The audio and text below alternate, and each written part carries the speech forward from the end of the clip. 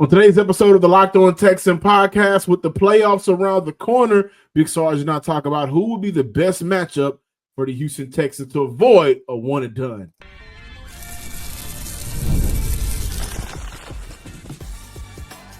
You are Locked On Texans, your daily podcast on the Houston Texans.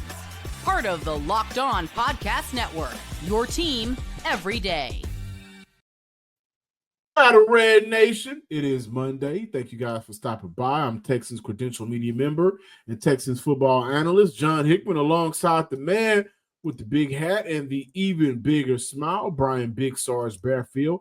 Thank you for making us your first listen of the day and for being an everyday of this show. Shout out to all of our players from the Himalayas. You guys are a part of the Locked On Podcast Network, your team every day. Today we give our thoughts on the wide receiver room as is currently constructed and put together. We also look at how will the Houston Texans utilize their prep time to get prepared for the 2024-25 NFL playoffs. And we also open up today's show looking at the best matchup for the Houston Texans. I said last week, I think this is probably a one-and-done team. Big Sarge said, you know what? I'm pushing back. I got something to say. So today is a perfect time to talk about what's on your mind, Big Sarge. Yeah, you already know. Team in the NFL and AFC that the Houston Texans could beat to avoid being a one-and-done, who would it be? Now, mind you, the Steelers right now, number 5 seed. LA, 6 seed. Denver, 7 seed. Cincinnati still has a chance. They are alive at the 8 seed as it stands right now, recording Sunday at 12:50. What's on your mind? So if the playoffs ended today, the Houston Texans will be playing, because the 4 and the 5 play, right? 4 and 5 will play. 2 and the 7, which would now be Buffalo versus Denver. And then the 3 and the 6, which would be Baltimore versus the Chargers. Chargers, yeah. And which leads me right to the team that I do believe that the Houston Texans could beat at the 5 position, sits the Pittsburgh Steelers. I believe that if the Houston Texans played the Pittsburgh Steelers in the first round of the playoffs in the wild card at NRG Stadium, that they could beat them. And the reason I say that is because, one, I don't trust the mental stability of George Pickens, the wide receiver for the Pittsburgh Steelers. You don't know which George Pickens is coming to play. And if he gets locked up with Kamari Lassiter and the way Kamari Lassiter likes to play physical as well. Now, George Pickens, don't get me wrong, I'm not going to sit up here and say he's not a hell of a wide receiver, because he is a very good wide receiver when he's locked in. But you know, you can get into his mind, you can get into his head, and going up against Stingley or going up against Kamari Lassiter is one of the things one of the reasons I believe they can get inside of his head. I do like let me make sure I don't mispronounce his name. Freiermuth, the tight end. Yeah. For now, he is a problem. He's a matchup problem. But if you can get Christian Harris to be able to hold on, to hold him in some of the instances, that way you don't have to use Eric Murray on him all the time, that may help. And then comes to the reason why I believe that the Texans can beat the Pittsburgh Steelers. I don't trust Russell Wilson. I do not trust Russell Wilson at quarterback. I think that what the Steelers were able to do early on, when they weren't playing really anybody in their division, they were able to look like they were very good, but at the same time, I thought that they were pretending. If they went through they went through that stretch of the same thing that the Texans went through with that 3 games in 10 days, and if I'm not mistaken, John, didn't they go 0-3 in that stretch? 27-13 lost to Philly, 37-17 lost to Baltimore, 29-10 lost Kansas City. So now when you're starting to have to play, you're starting to see some of the weaknesses and the holes in the Pittsburgh Steelers. Now, on the other side, I do believe you can never, ever go wrong with the way that TJ Watt plays. They have some other players on that defensive side of the ball that are really good, that could exploit some of the things that the Texans are not strong at. But I still feel like the Texans defense can take advantage of the Pittsburgh Steelers offense. Because like I said, I think that Russell Wilson will go down as a very good quarterback. as far as his resume is concerned. He'll go down. Those Seahawks years will definitely go into a factor. I don't think that he's a Hall of Famer, but I do think that he'll go that his time in Seattle will go down as one of the best. He did not have a great time in Denver, and now he's with Pittsburgh. I do believe that if the Pittsburgh Steelers switch and play Justin Fields, Justin Fields would give the Houston Texans defense a tougher time than Russell Wilson wins. So I believe that if the Houston Texans match up with the Pittsburgh Steelers in the first round in the wild card, they can beat them. You know, the thing about Pittsburgh is top 10 rushing team in the NFL, but Sarge, I'm inclined to agree with you on this.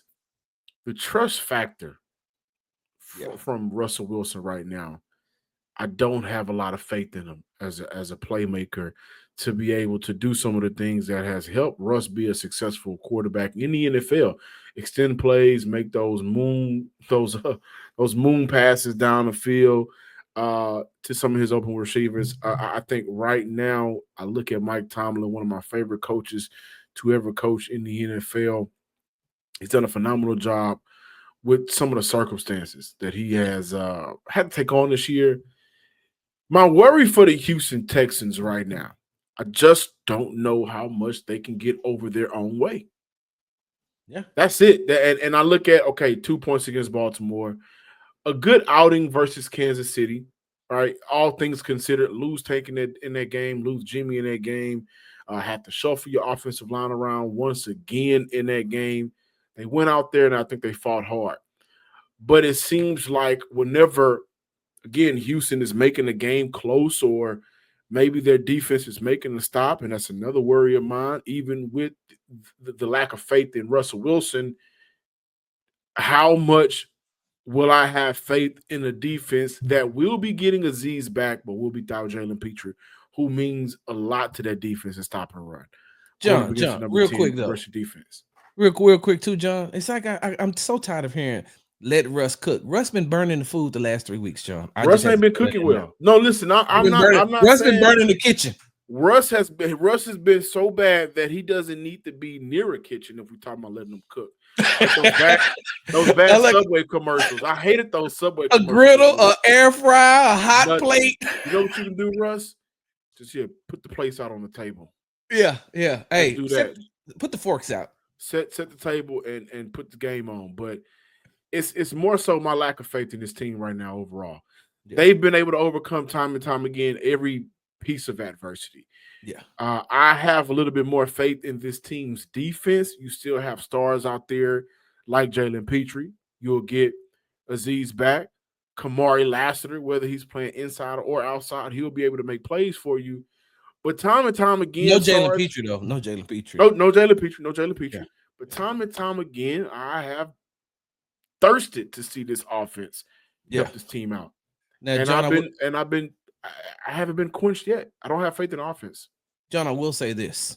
I would rather the Houston Texans see the Pittsburgh Steelers than have to meet the Denver Broncos. Oh my gosh. That Denver Broncos defense is so good. And Bo Nix on the offensive side, he makes that machine go. We watch what he, even though in a loss to the Bengals, he still put them in. He put them in position to still be able to win that game. But what they do on defense, and Patrick Surtain matched up against Nico Collins, like I don't want to see that. So real quickly, John, I think that a bad matchup would be the Texans versus the Broncos, or if the Cincinnati Bengals are able to sneak into the playoffs, I think that that's a bad matchup with the way that Joe Burrow is playing this year. If they play the Chargers, I think that they could beat the Chargers, even though they have a pretty good defense, but they lost one of their key players on the defensive side of the ball. I think they lost their safety on Saturday for the season. I think he may have torn his ACL or he messed up something. I seen him carting him off, but I don't want the Texans to have to play the Broncos, and I don't want them to have to play the Bengals if they're able to sneak in there, because then that'll be a definitely one and done. The teams Houston should absolutely avoid, any team with an offense that you're going to have to compete in the shootout against. Yeah. The Houston Texans don't have a quick draw for that. They don't have no shootout. They can't go into a game trying to win with the offense. And so I think that if there was a team, the best matchup would be Pittsburgh. Because the same thing for Pittsburgh. They can't go in and win no shootout. They haven't won a shootout since their win against Cincinnati 2 months ago, it feels like. Houston needs to avoid shootout games. However, they will get their time and opportunity to prep. Do they look to sit starters? Do they look to make sure that they give some of their younger guys more time so when the playoffs come, they know they can depend on them a little bit better, i.e. an Xavier Hutchinson, a John Mechie, a Jerry Wayne. Also, we'll talk about Diontae Johnson. So how will Houston utilize their prep time in order to get prepared for the playoffs? Big Sarge, he got something on his mind. He can't wait to share it with y'all. More Locked On Texans.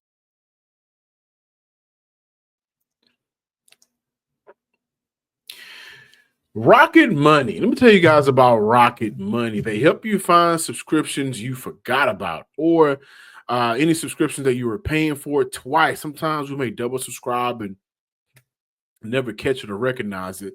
That's definitely happened to me. I had a few subscriptions a year ago that I didn't even realize I was paying for, and Rocket Money made it easy to track them down. And it's like having a personal assistant for your finances. Rocket Money is a personal finance app that helps you find and cancel your unwanted subscriptions, monitors your spending habits, and helps you lower your bill so you can grow your savings. It brings everything together in one place, whether it's subscriptions, your spending habits, or even the goals you want to hit this 2025 year. Big year for everybody. Rocket Money, has over 5 million users and has saved a total of $500 million in canceled subscriptions, saving members up to $740 a year when using the app's premium features. Cancel your unwanted subscriptions and reach your financial goals faster with Rocket Money. Go to rocketmoney.com/locked-on today. That's rocketmoney/locked-on today. Again, rocketmoney/locked-on. Welcome back, Battle Red Nation, to the Locked On Texans podcast. John, you're in education, and right now, all of you educators are flooding Target, Walmart, happy hours, all the restaurants. Y'all are really taking this time to be able to get yourselves back together. This rest with school being out is what a lot of you all in education need. I know, because I used to be in education myself, and I would love when these breaks would come around, because I needed something to get myself rejuvenated to go into the second part of the semester. You know, when you're dealing with other people's kids, sometimes, John, it could be it's a hassle. It could be a handful. You got to put up with a lot of stuff. John, I preface all of that to say this. With the Houston Texans going through that gauntlet of what they went through as far as those 3 games in 10 or 11 days, them being able to have this type of break, especially coming off of such an embarrassing loss to the Baltimore Ravens with 31-2, on the day Beyonce performed in front of our hometown crowd. John, I think that them having this time off, being able to realize what has gone wrong, what has went wrong, what they need to do to get themselves prepared for not only the last game of the season versus the Tennessee Titans, but going into the playoffs. This rest is something that they need. John, when you look at this time off for the Houston Texans, what is it that you think that they're doing as they head into this latter part of the last game of the regular season and into the playoffs? One, I think they're just trying to do whatever they can to get healthier. That's a good question for me, Sarge, because I don't know what they're going to do in this 10-day stretch that they didn't do in the bye week. So I'm not sure. I will say that I think during this stretch, we saw this past Wednesday, Christmas, CJ have his worst professional game in his career, probably. And hopefully that'll be the last time we talk about that type of game from CJ Stroud. But this year, yards left on the field by the quarterback, throws that are misses on uncatchable passes when targets were open in 2024. CJ Stroud over 700 yards, missed yards from targets that was open, but the passes were uncatchable. We would have never thought we would have said something like that this year after what we saw with the accuracy from CJ Stroud his rookie year. So I think from a quarterback perspective, Gerard Johnson, Bobby Sloyd, CJ Stroud, D'Amico Ryans, I think, maybe in a room and looking at some of those opportunities that they haven't been able to miss from a quarterback perspective, not from a play call perspective, but the things that you expect your quarterback to do. Okay, how can we get you back in a comfortable rhythm to limit some of these missed throws? And I know with CJ Stroud and this offense, a lot of those missed throws are probably those downfield attempts, those explosive plays that this offense hunts a lot. But if those opportunities aren't there, CJ, you're costing us yards, and those yards are costing us downs, and those downs are costing us drives. What can we do to minimize that, to sustain drives, and maybe, again, live underneath until the defense is giving you those big shots opportunities down the field? So I think from a quarterback standpoint, mechanic standpoint, what can we do to get our QB, back to a place where the layups, the easy throws are just easy for CJ to make?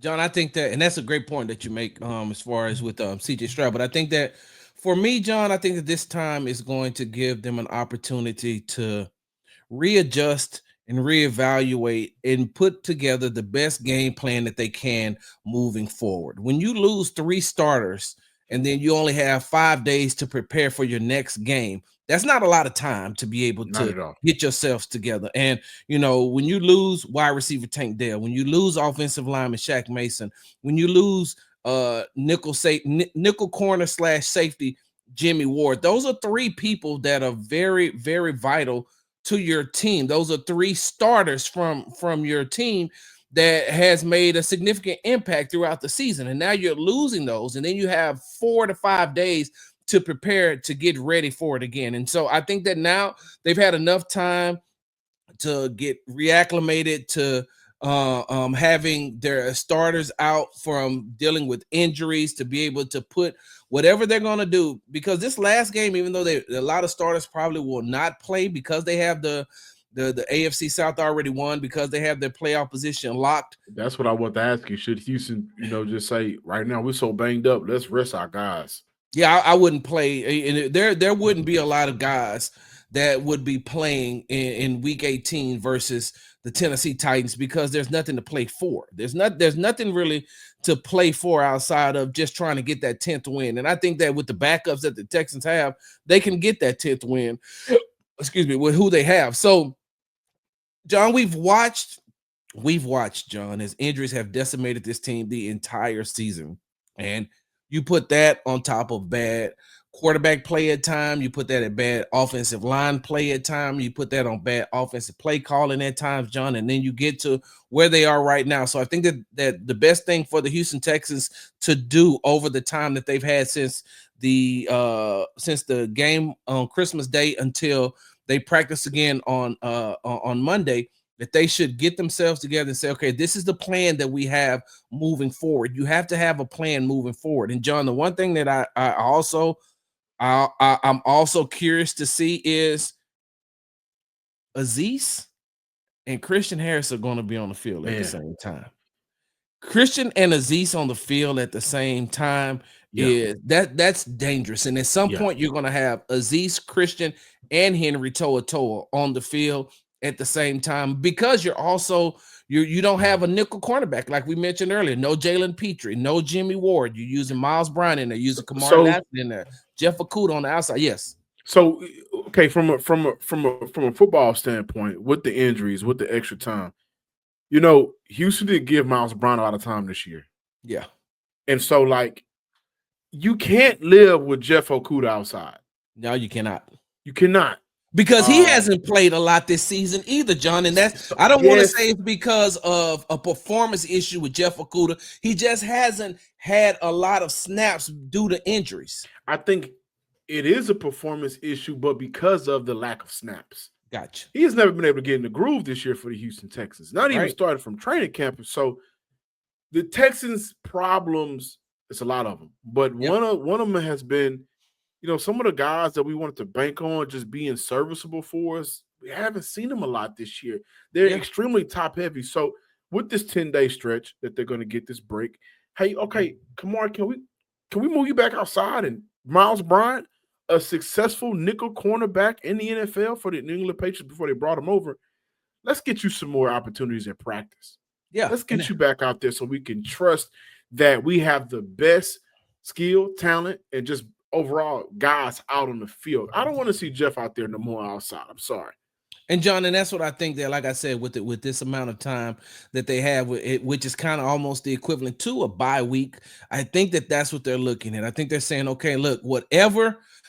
I honestly and truly believe that, of course, they're getting ready to play the Tennessee Titans, but I think that they're looking ahead saying, this is what we want to do in the playoffs. This is who we need in the playoffs. This is how we want to go in the playoffs. Because, John, when you go into the playoffs is a single game elimination.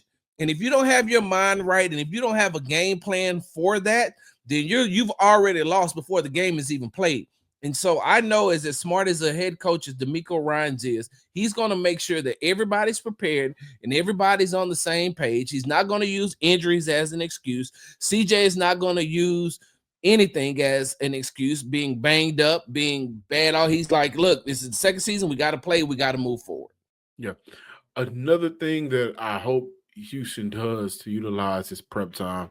Hey, man, I know it's 17 weeks for the same conversation.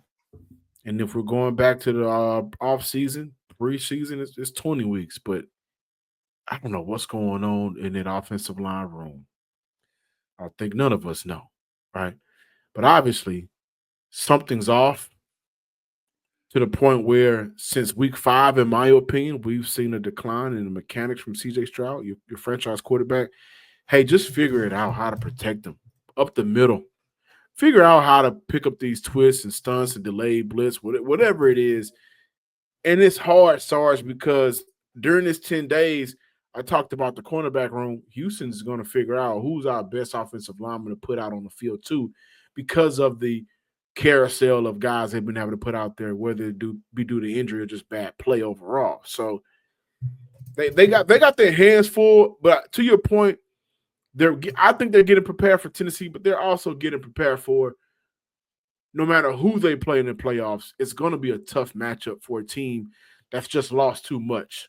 And John, you got to look at it like this too. The other teams that are coming into whoever's going to come into NRG on that wild card weekend, they're not coming in thinking, oh man, poor Houston Texans, they've had injuries. Oh, they're missing starters. This, that, and other. They don't care. They're coming in and beat the Houston Texans, a team that they looked at the beginning of the season and said, hey, they got a lot of praise, John. A lot of people had them going to the AFC Championship game. I said currently constructed, and if they don't sustain a lot of injuries, I feel like they would have made it to the AFC Championship game. I said that at the beginning of the season. I say that right now. But these other teams don't care. They watch CJ go on that media tour that he went on. They seen all the additions that the Texans made, and at the end of the day, they still want to beat the Texans. Hey, look, I put it like this: as long as CJ Stroud is quarterbacking, any team that comes in the NRG wants to beat them just so they can say they beat CJ Stroud. Yeah. If that was Davis Mills, they'd be like, all right, then. But CJ is a totally different animal. If it was Davis Mills, we wouldn't be talking about the playoffs. But we also got to talk about who the heck is CJ going to be throwing the ball to. No Tank Dell, no Stephon. The up and down season for John Mitchell, Xavier Hutchinson. The only true receiver he can trust right now is Nico Collins. Give our thoughts on Diontae Johnson being a Houston Texan. We got that and more to close out today's show. Thank you for making Locked On Texans your first listen today. Now for your second listen, go find the new Locked On NFL Now with 2 shows every day. First, the Madman Tyler Rowland kicks off your morning with a double shot of NFL Espresso. And then in the afternoon, stop by the barbershop with Tony Wiggins for some real NFL talk. Find Locked On NFL on YouTube or wherever you listen to your podcast. Big Sarge. It was the whole talk this offseason, 5-headed monster. Yep. 2 of those 5 heads have went down for the rest of the year. Don't think we'll see Tank Dell back until 2026. Not sure about Houston Texans and Stephon Diggs past this year. Will he come back? One of those 5-head monsters, dog, shows he's just tucked his tail. In a sense. He ain't really been at it. impactful for this offense. But Nico Collins, especially to start this year off, at one point he was averaging 108 yards a game. He's been CJ Stroud's security blanket. But thoughts on the wide receiver room right now? I really like where they are right now. And I'll say this because at the very least, Houston can assess his wide receiver room against Tennessee. Even if the starters don't play, we should see a ton of John Mechie. We should see a ton of Xavier Hutchinson. We should see if he's elevated to the 53-man roster. We should see a ton of Jerry Wayne. We should see a ton of Diontae Johnson. I think Houston has an opportunity to figure out who's worth bringing back next year.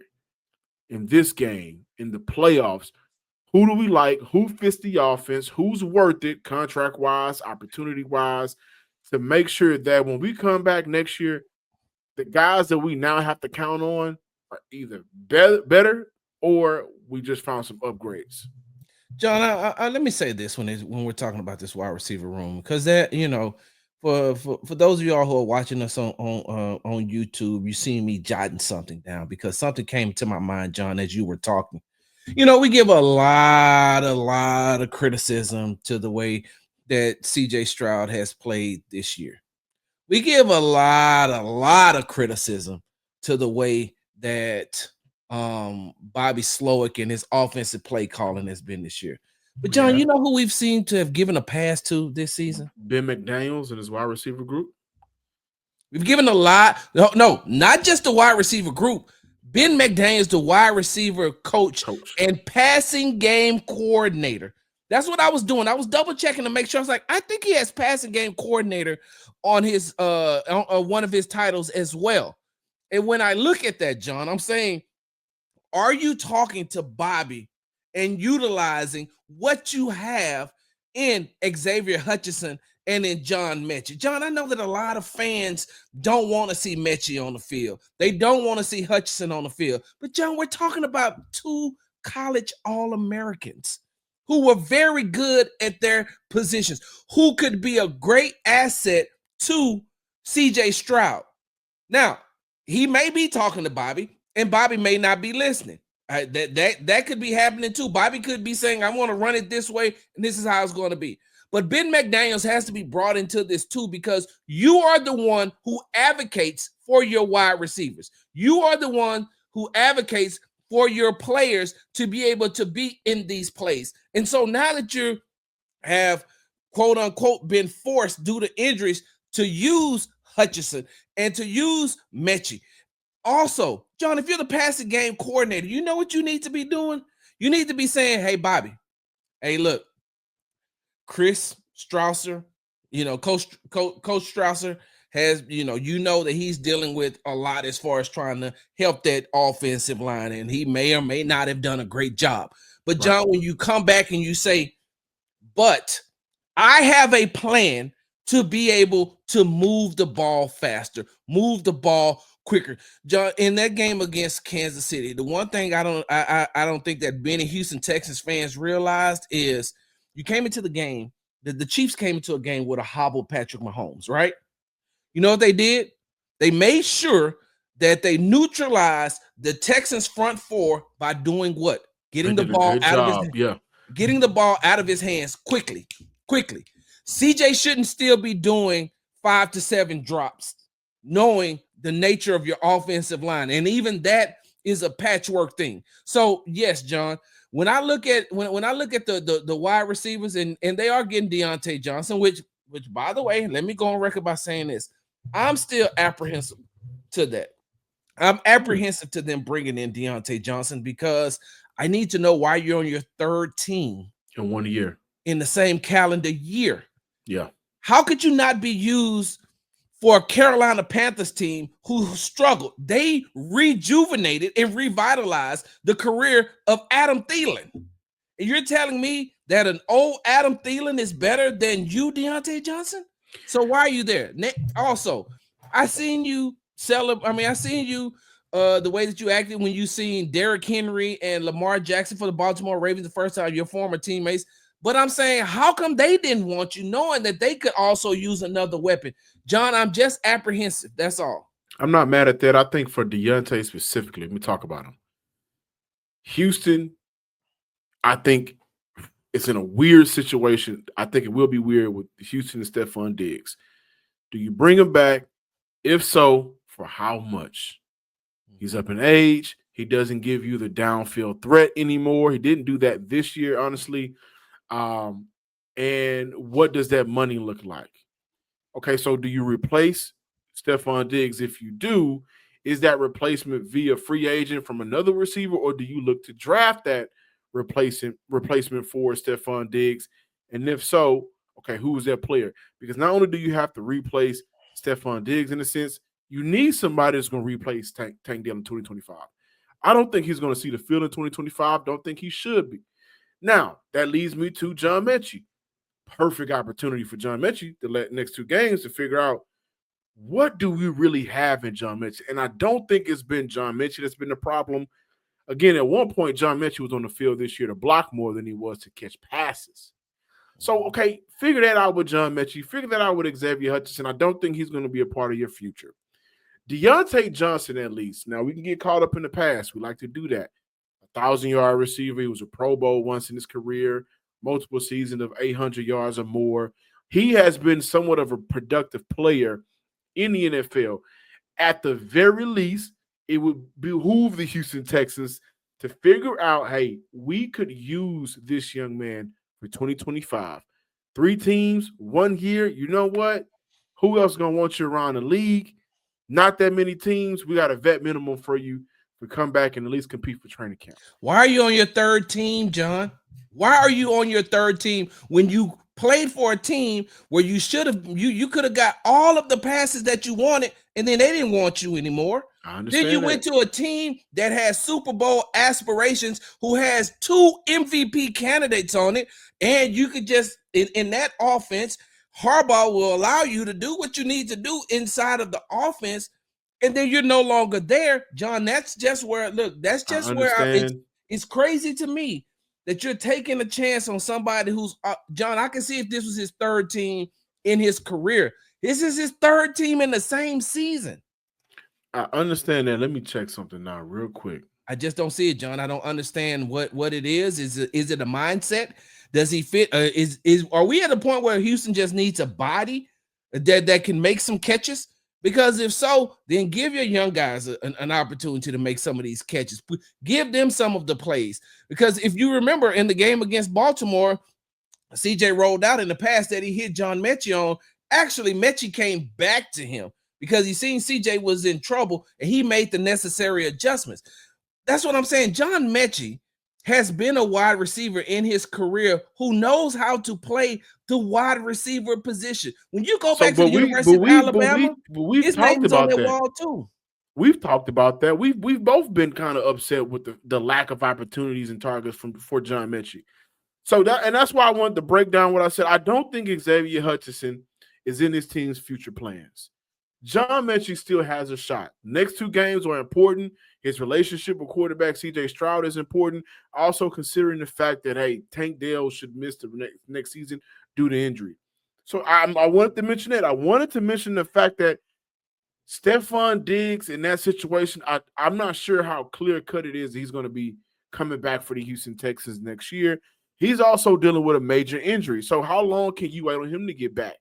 That's why I think it's a unique situation with Diontae in Houston, because at the very least, we can see in the next couple of weeks where your headspace is. Yeah. How hard are you going to come into this building and work and try to get on the same page with the offensive coordinator, Ben McDaniels, your quarterback, C.J. Stroud? Okay, even with the lack of opportunities, what type of teammate will you be? And when we reassess our situation, at the very least, okay, well, it makes sense to bring him back for a vet minimum next year, which is a very cheap deal for a team that has a lot of money tied up into some big contracts. Thank you guys for watching today's episode of the Locked On Texans podcast. Be sure to follow me on Twitter at John_Hickman12. And also subscribe, like, and comment to the Locked On Texans podcast on YouTube and wherever you listen to your pods. Oh shit, it was my turn, ain't it? Y'all pray for Sarge. He's up in age, man. Hey, look, my bad, John. My mind is still turning on the I still got more I want to say about Diontae Johnson. Make sure you follow me on the app formerly known as Twitter at Big Star Sports with a Z at the end. Until next time, ladies and gentlemen, peace.